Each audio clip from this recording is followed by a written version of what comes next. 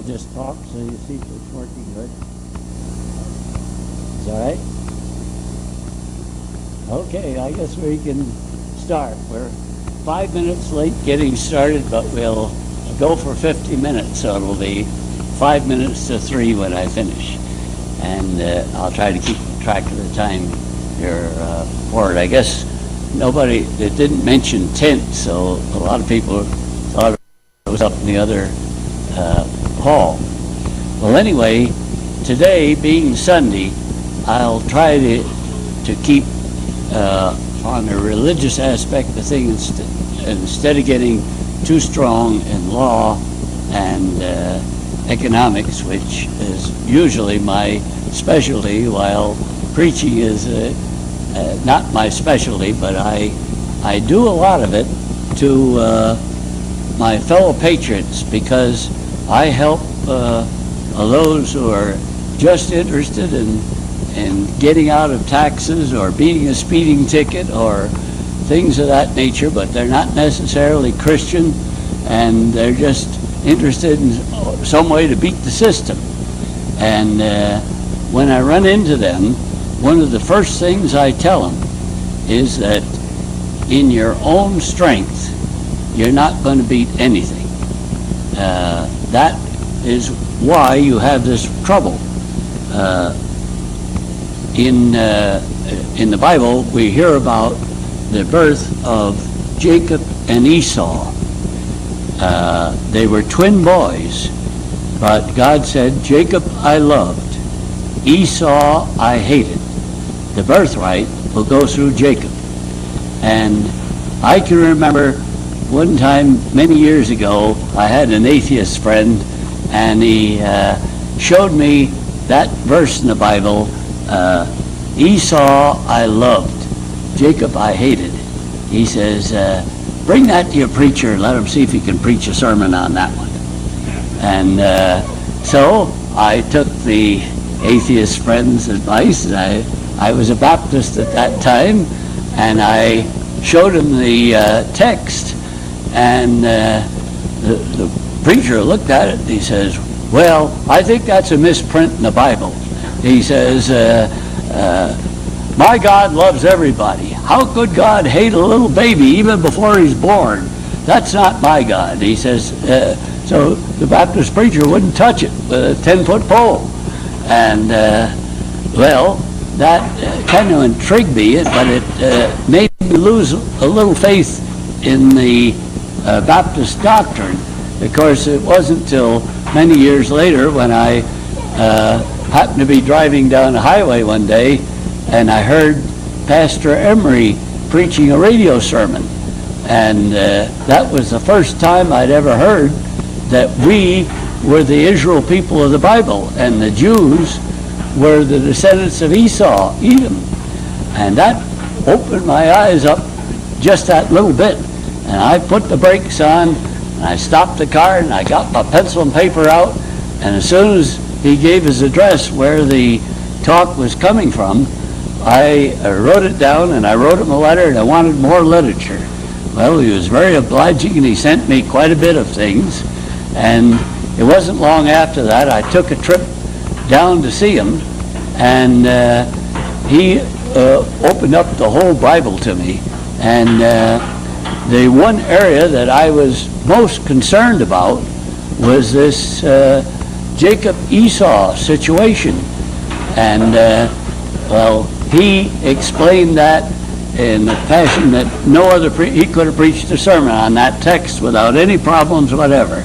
And I says, anybody who can preach on that sermon, which the other ones avoid, he's the man I want to follow. So I've been a follower of Pastor Emery's work. Of course, he's dead now, but I've always appreciated his work and his sermons.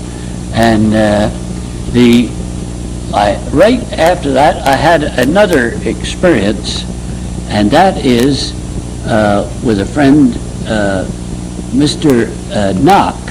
He explained to me that in classical Greek, it is impossible to say, I think.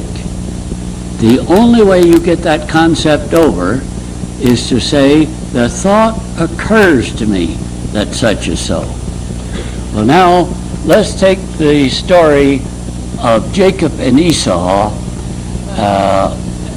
After Jacob had many rough spots to be gotten out of his life, and God said, the reason God gave for loving Jacob and hating Esau was that, he says, a potter with a large amount of clay, out of one portion of the clay, he makes a flower vase, something to honor. Say, ah, how beautiful. And out of another portion of the same clay, he makes a spittoon. You spit into this, and you say, ah, to this. Well, hasn't the potter a right out of his clay to make what he pleases? And God said, Esau is my rod over Jacob. When Jacob is out of line, Esau is there to straighten him up. And as boys, Esau, even though they're twins, Esau could lick his brother Jacob anytime. And in later life, Jacob was a farmer, but Esau was a warrior. He always had a bunch of armed men around him. And so God used Esau for that purpose. And Jacob had many rough things that he had to get taken out of. And one of the roughnesses in Jacob's life was that he felt, with God's blessing, that he could do it all by himself. God had promised him the birthright, but God was too slow. I can get that a little better. So he schemed and got it away from Esau by selling him a meal. It was already cooked, and Esau was dying of starvation, very anxious to eat, and so Esau got the meal. And but Jacob made a deal with him. He says, I'll give you this meal right now if you sell me your birthright.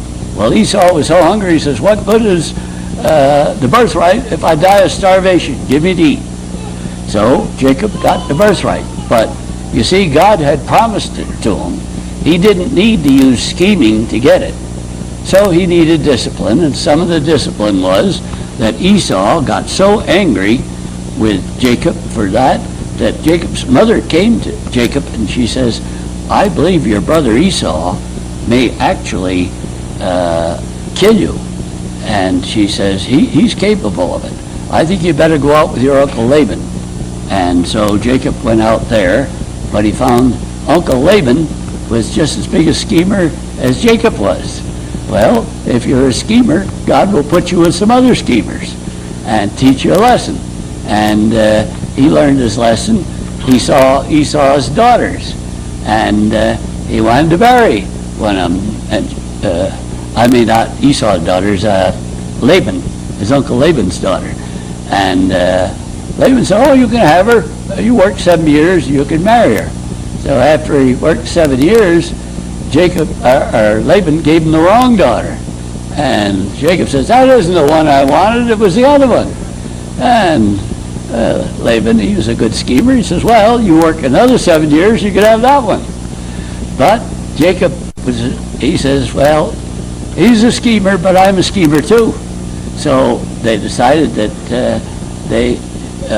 they would divide the cattle after the 14th year of his work for Uncle Laban. And since the cattle were about half of all one color and half were spotted, Jacob said, well, how about me getting all the spotted cattle and you getting all those of one color? And Laban said, well, that's fair. So they arranged that. And then Jacob knew how to breed the cattle. So when it came time to part, he owned 2/3 of the flock, and Jacob only had 1/3. So, Laban only had 1/3. So Jacob was patting himself on the back, and he could scheme his way into anything, and he felt pretty proud of himself. But on his way back to see his parents, he was camped in the woods, and a scout went out and says, your brother Esau is just as angry now as he was 14 years ago, and he's got you completely surrounded with fierce men with swords and shields, and he's just waiting for the break of day to move in, and not only is he going to kill you, but he's going to kill your wives, children. There'll be no heirs left. He's going to wipe you right off the map. And he's just waiting for the break of day. Well, Jacob hit bottom. For the first time in his life, there was no way he could scheme himself out of that situation. His brother had him surrounded. If he went to see his brother would kill him on the spot. So there's no sense in doing that. There was no way he could scheme out of that situation no matter what he did. So finally he hit bottom, and he says, all the Lord requires I will do. I am helpless in my own strength. I can't do anything. But God kept him praying all night long, and his prayers seemed to bounce off a wall. But just about the time when the sky was starting to light up, and he knew it was a matter of just minutes, and he realized his utter helplessness without God, the angel told Jacob, you have prevailed with the Lord. Well, the man that told me that story, he says, what happened to Esau? That's a good question. Esau had stated that as soon as day came, he was going to move in, wipe Jacob right off the map. Well, the thought occurred to Esau that, after all, he's my brother, and he went his way. Well, now, if you understand classical Greek, Esau thought, he was thinking, he says, I think I will kill my brother and his whole family and I'll have the birthright. But in the morning, Esau said, I think, after all, he's my brother, I guess I won't do it. He thought, he was thinking. But, as classical Greek says, the thought occurs, not I think. And this is an important thing that has kept with me all through my life, is that it is not I think, its thoughts occur. Now, suppose you're before a judge in a court, and that judge, thoughts can occur to him. In one case, the thought may occur to him, I'll give him the works, the maximum penalty I could give. But the thought could also occur to him, he's a nice fellow, I think he's got a good point, I'll just rule in his favor. So you see, it isn't always. Now, this is the thing that in helping people in legal cases, I have given exactly the same defense to two different individuals. One can prevail with it, the other doesn't. So truth alone is not the ultimate. We need the truth. Christ says you shall know the truth will set you free, provided you are in God's will and that you are deserving. You see, the reason everything that happens to us is really, as God said, Esau is my perpetual rod. The descendants of Esau will be my perpetual rod over the descendants of Jacob. So that when we as a nation become disobedient, which we are now, we're in the second half of Deuteronomy 28, and the first half, God says, if you obey my laws, statutes, and commandments, I will bring all these blessings on you. In early America, we had every one. But then, in the second half, God says, if you do not obey my laws, statutes, and commandments, I, God himself, will bring the following curses on you. And one of the curses is that the enemy that is among you, the Edomites, will rise up very high over you. They will be the head. You'll be the tail. They'll be the creditor. You'll be the debtor. That's where we are now. But, you see, one of the mistakes that we make is that since we don't realize that thoughts occur and that God is running the universe, we think it's because these fellows are so smart that they got that way, and we figure ways we can beat them, but we do it completely outside of God. Well, that won't work. But if you realize that God is using them to teach you something. Now, this was one of the things that I take very seriously, these promises of God.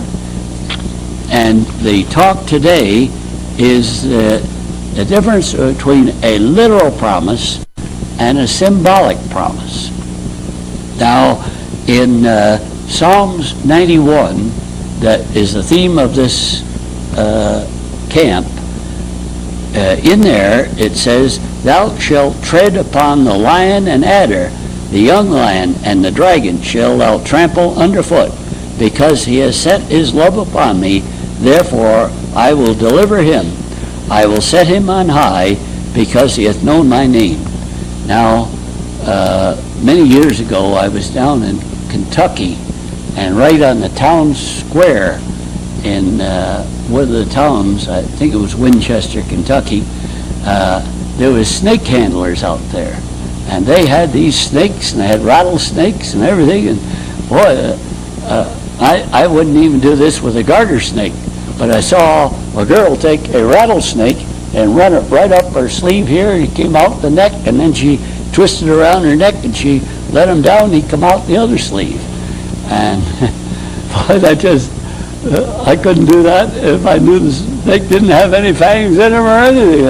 That was, and I wouldn't even do that with a garter snake, let alone to do it with these poisonous snakes.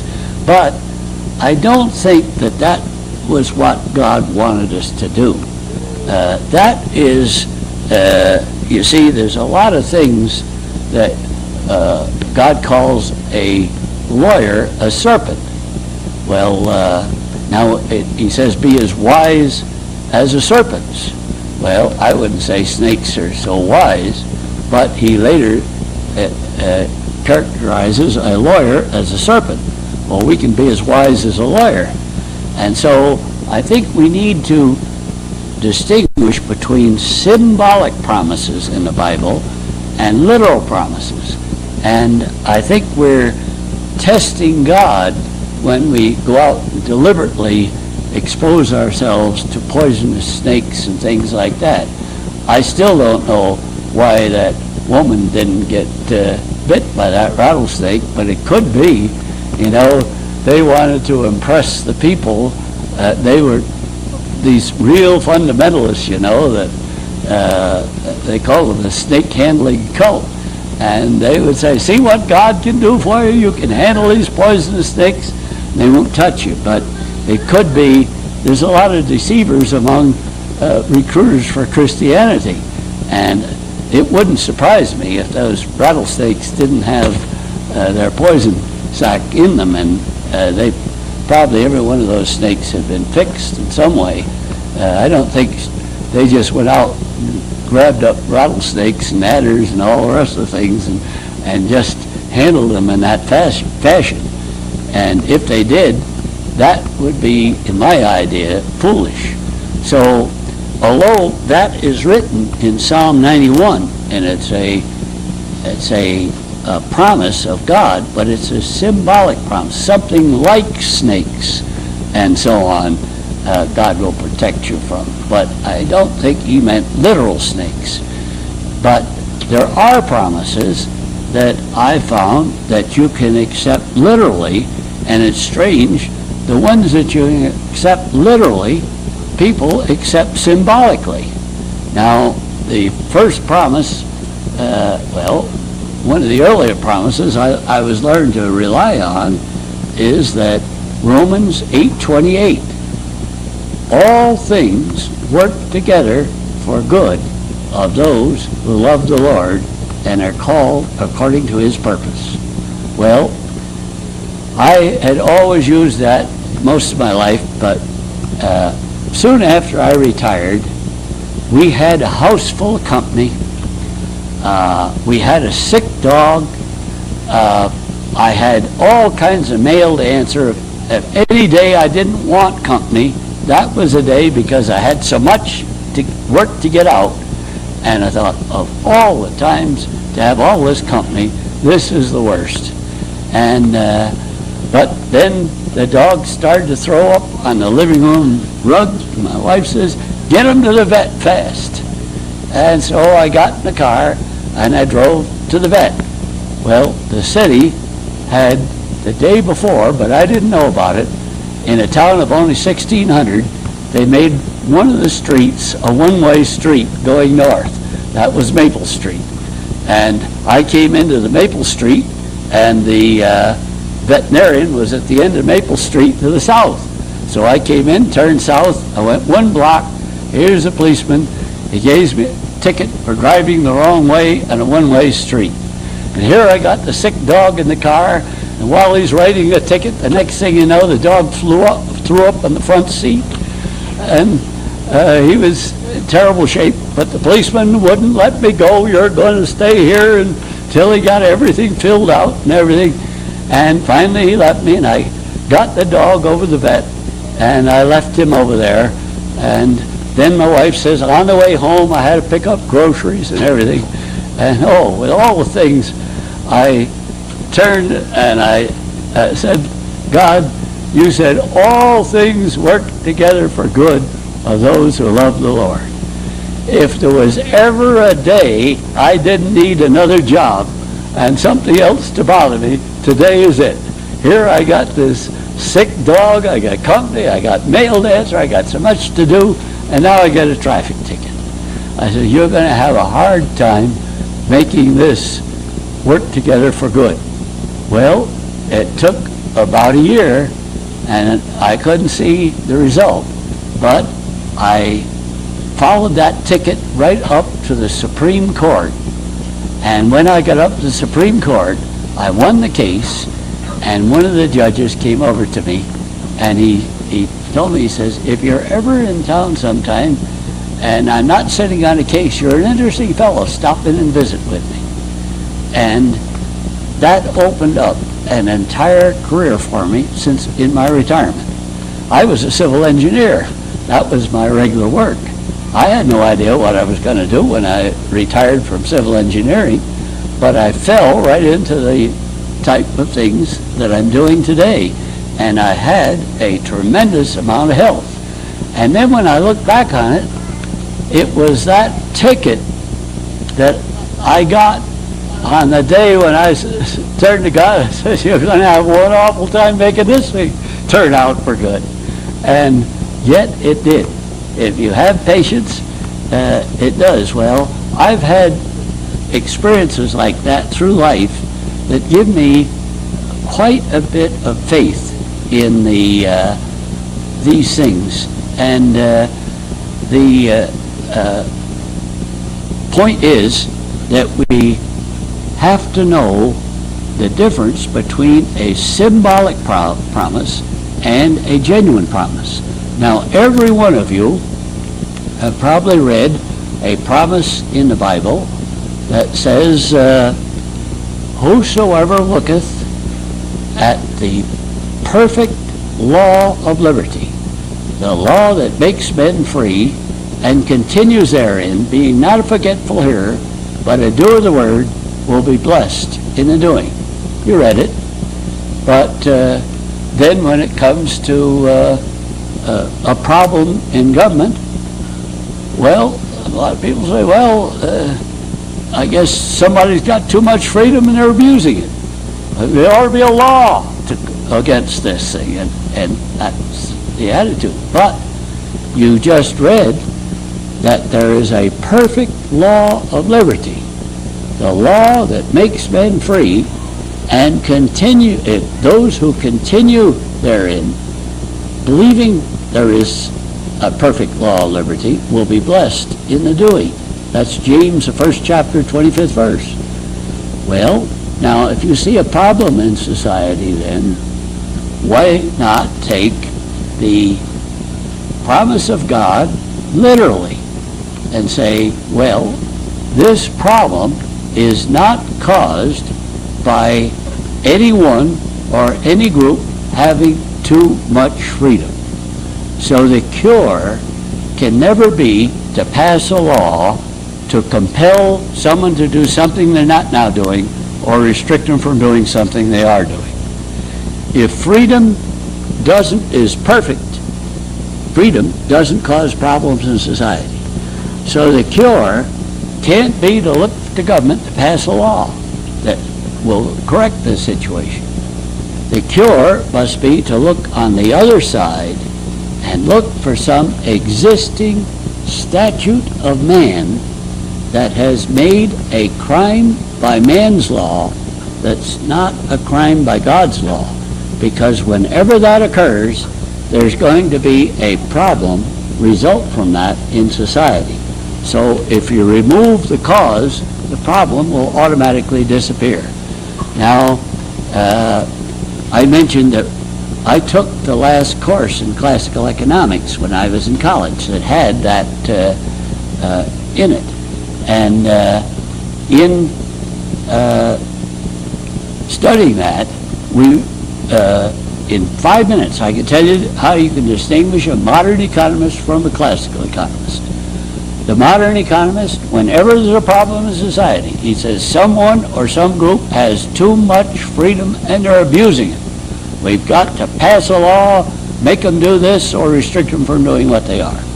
But the classical economist says freedom didn't cause that problem, so let's look on the other side to find some law we could, some man-made restriction upon freedom that makes a crime by man's law that's not a crime by God's law, and remove it. Well, when I took modern economics, right in centerfold of the book was a picture of one of the worst slums in America.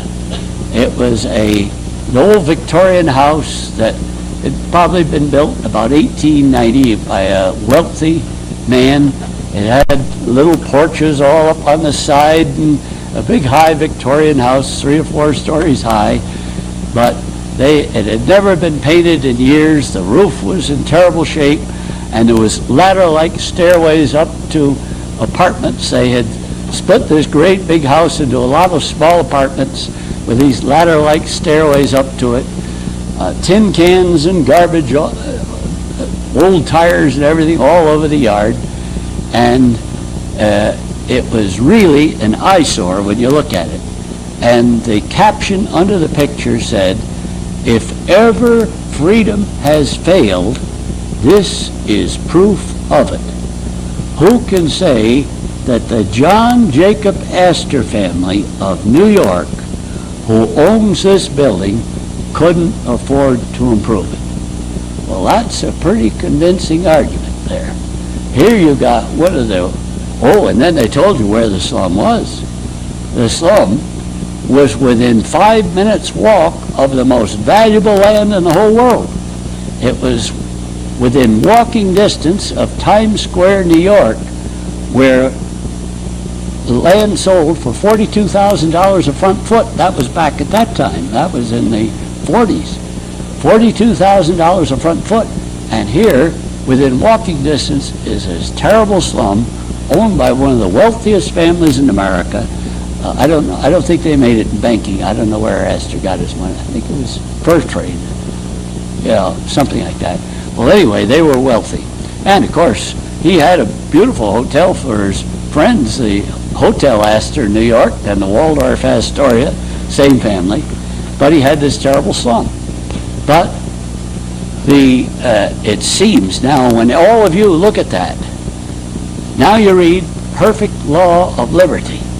Could you trust that Astor didn't have too much freedom, but there was some existing law of man that made a crime by statute, something that's not a crime by biblical morals, that had caused that slum to be in existence? You see, that's why the Bible says, "He who continues therein, being not a forgetful hearer, but stays with it, there is a perfect law of liberty."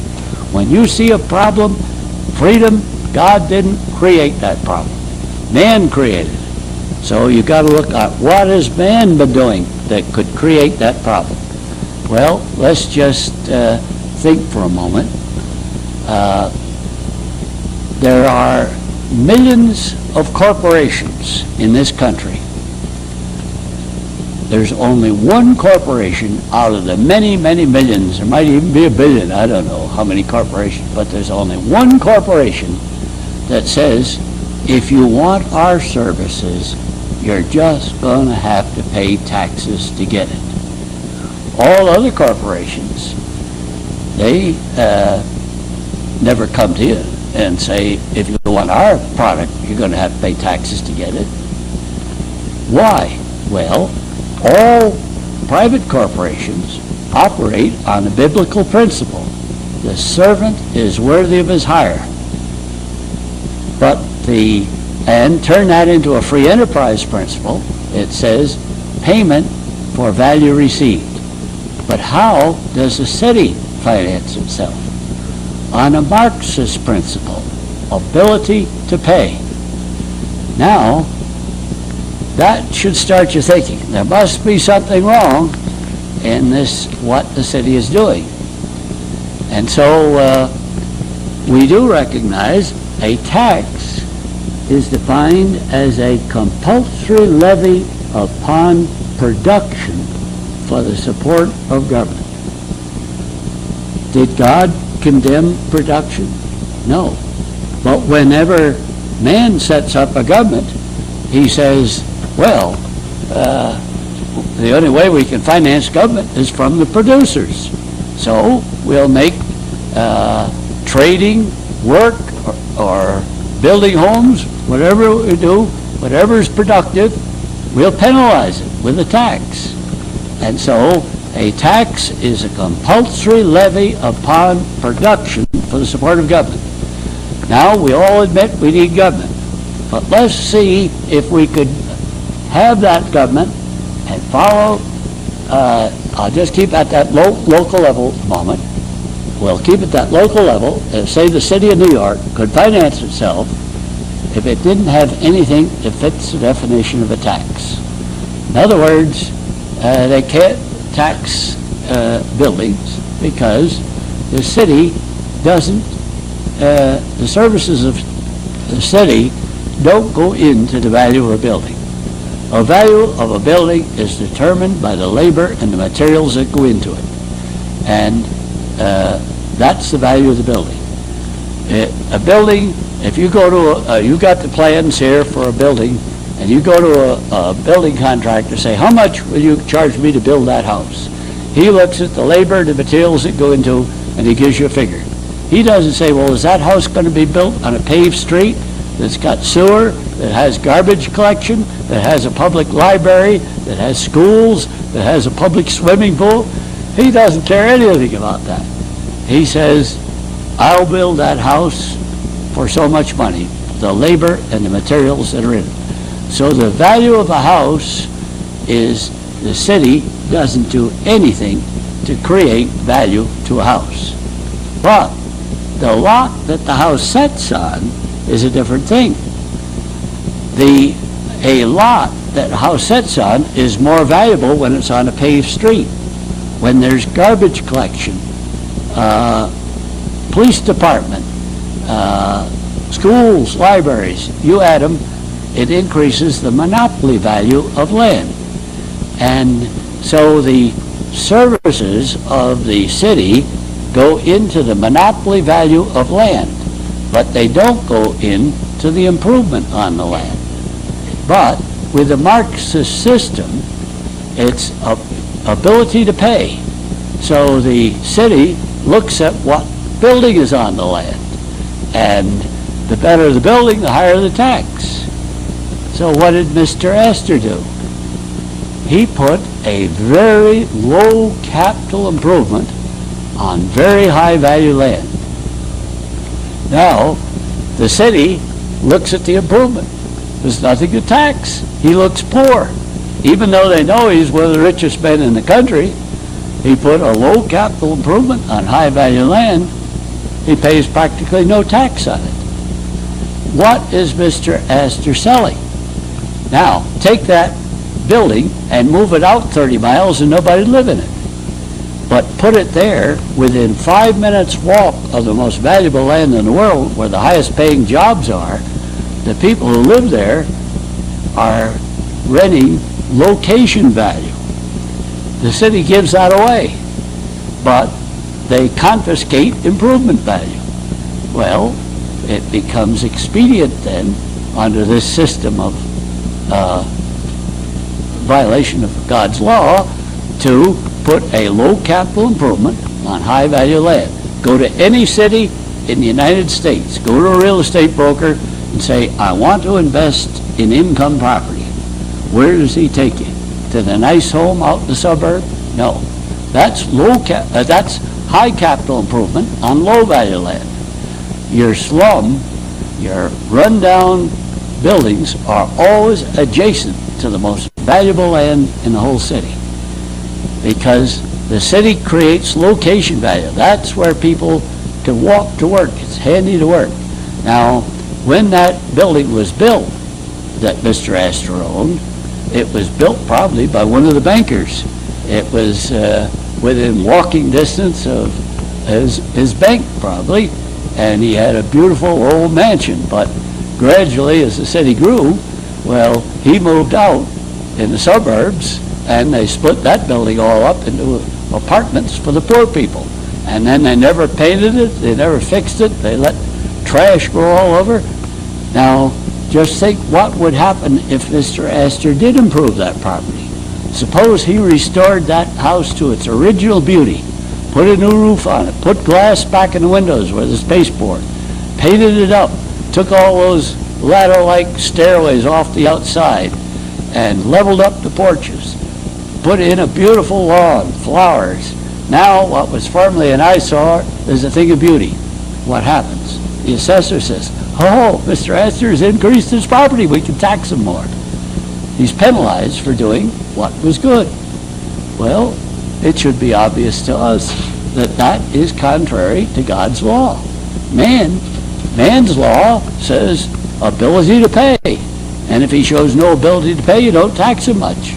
But if he shows ability, get all you can get out of him. So the smart men show little ability on this high value land. The city, its value goes into the lot.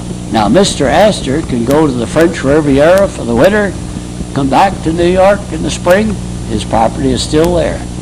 Now, if he ever put a sign up, anybody who wants this 100 by 100 piece of property, if you're here at 9 o'clock on Saturday morning, the first comer can have it for nothing.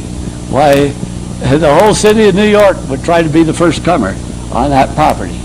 The monopoly value of that 100 by 100 plot was tremendous, because anyone living there could walk to the highest paying jobs in the world. But you see, by putting a low capital improvement, he paid practically nothing, and he could go to Europe, and the police kept everybody off of that. That's Mr. Astor's property, you leave that alone, and that was reserved for him. Now, suppose the city operated on the biblical principle. The servant is worthy of his hire. The city had created that monopoly value. They had, with all their services, they plowed the roads out, maintained them, they kept the sewers clean, they provided all these things for anybody who lived there, and so on.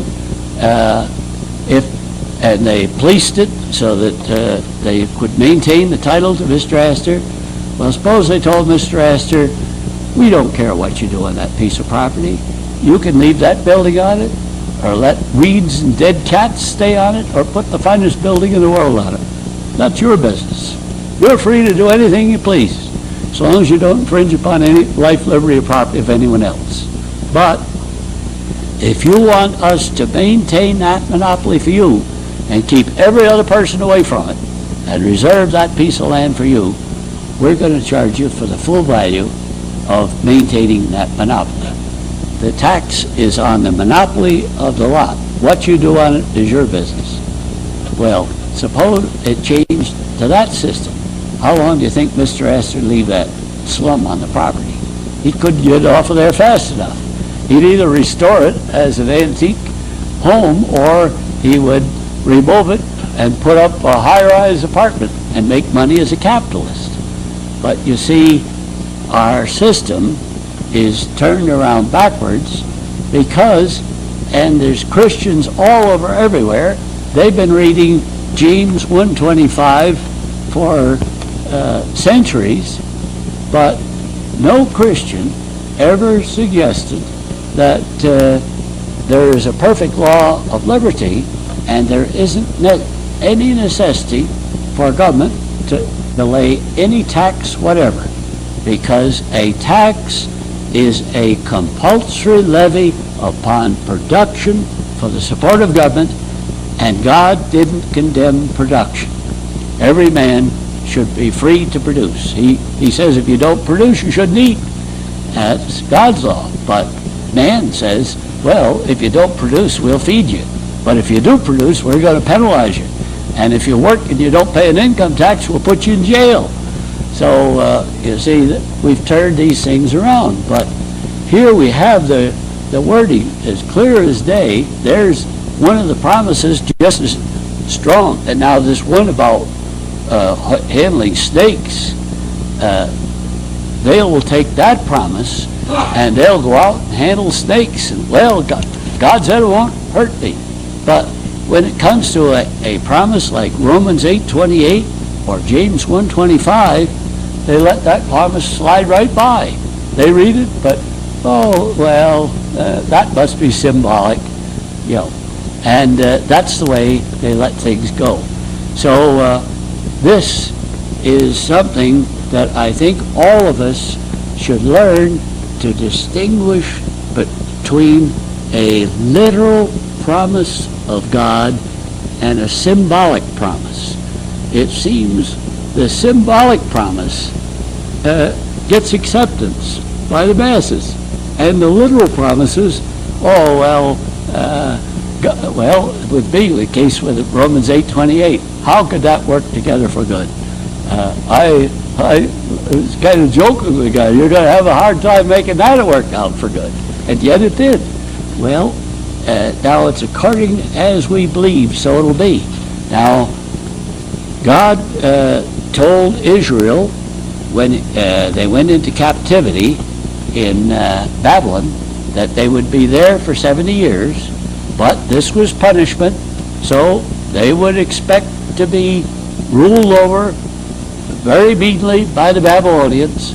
But he says, build homes, have children, raise families, and obey the authorities, because God sent you there, and you're disobeying God if you don't go. Well, some of them tried to escape to Egypt, but they all lost their life.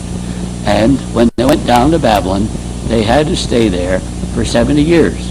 But God promised that he would rebuild Jerusalem. And Babylon was conquered by a heathen nation. The Medes and the Persians who conquered Babylon, they were no better than the Babylonians. They were a vicious bunch. They'd murder you as well as to look at you. And yet, when the 70 years was up, the Medes and Persians came in, took over Babylon, and then Cyrus, the king, the thought occurred to him that it must have been that the God of those Hebrews must have been what gave me success in taking over this city.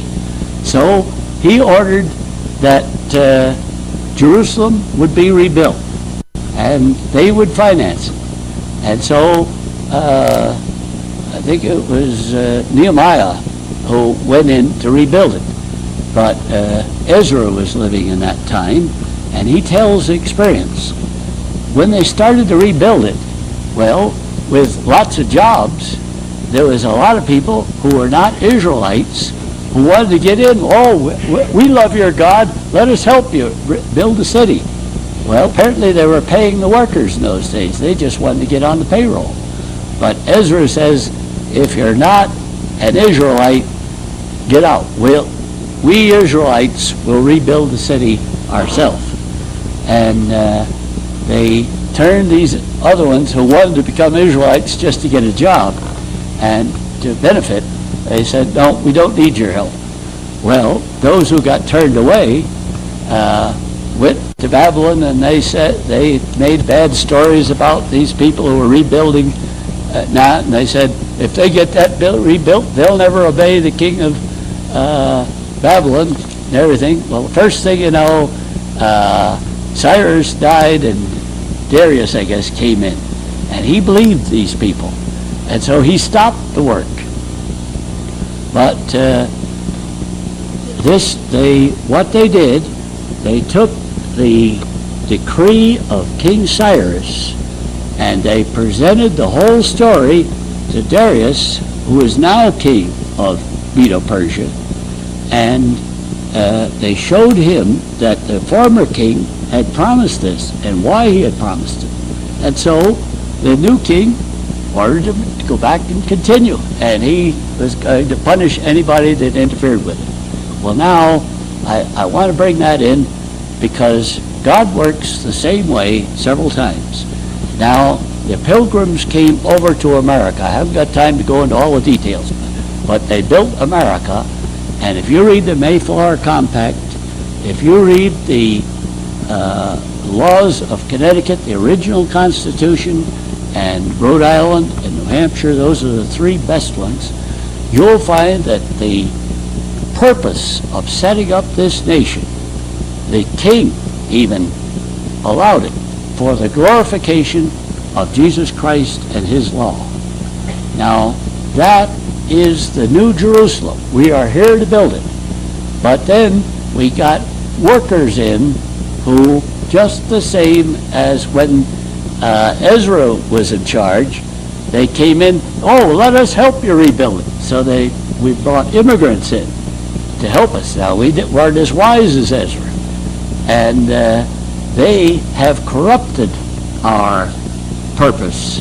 And so today, we find that even a Bible is not allowed in the public schools of the country, and so on. Well, you see, the work of building the kingdom here in America is being thwarted by the enemy that we have allowed to infiltrate us. They have gone to the authorities, and we find that if you promote God and his law, you come under condemnation in our courts. I only have 2 minutes, but I want to give this key to start your thinking. Now, God works the same way over and over again. We've seen how he worked in building Jerusalem after the 70 years in captivity. It was remarkable what he did. All right, now we have the same problem here in America. This is the New Jerusalem. Christ came to speak to us in the building of a New Jerusalem. But when we are thwarted, as they were thwarted in building the temple, they were stopped. You read Ezra, you'll see how they were stopped many times, but eventually they got it built. Well, now we may be stopped, and the key is, how are we going to stop them? And the key, as I see it, is that we must get the king's statement that why he was allowing the Pilgrims to come to America, read the Mayflower Compact with God, that they were here to build a Christian nation, and so forth. Get your laws of Connecticut, the Constitution, which our federal Constitution was patterned after. Get Rhode Island. Rhode Island wouldn't allow anybody but an Israelite to move into the state of Rhode Island. And that was right in their original laws. And so on. The same thing that Ezra tried to do in Jerusalem. Well, my time is up, but the key that I would try to make is that the Bible sets a pattern for us. If we will only trust these patterns and know that this is the New Jerusalem, that we are expected to rebuild it, but we're running into problems. But the answer to our problem is to get these basic laws. Do research on the Mayflower Compact, on the laws of Connecticut and Rhode Island and New Hampshire. Those are the three. The other states patterned after those three. But get those basic laws and put those into court and show where did you get authority to defy the king that founded this nation. There was the founding papers. You've got the basic papers, and these just came in by changes. And these changes come in because they said anything government does is a legal action and will be presumed to have been a lawful action unless it is timely and specifically challenged for its lawfulness. Our nation has been, the founding fathers would be dismayed to see that the nation they founded wouldn't allow a Bible in a public school. Well, that was the whole purpose, to promote Christianity and the knowledge of the Bible through all the inhabitants of the land. And yet, that is against the law of the land now. But that law is a legalism, and there is no basis in God's law for it. But not only in God's law, but I mean in the basic law of this nation. Start with the King of England, when he allowed the colonies to come here. Start with their early papers, and you will see that the purpose of this founding of this government was to promote the laws of God and knowledge of Jesus Christ to all people. And then, where did you get the authority to prohibit the use of the Bible in our school system? You see, that is the way that we may even use our courts, as they went, as Darius, that Persian, he wasn't friendly with them, and the Jews had told him that those people, as soon as they get restored in their worship of God, I guess my time is up, they will not obey your law. And he believed it, but when they showed him what the former king had said and why he said it, he followed along with it even more, and it gave him even greater help than the first king. And I think we will have something like that in our situation. Well, my time is up. I've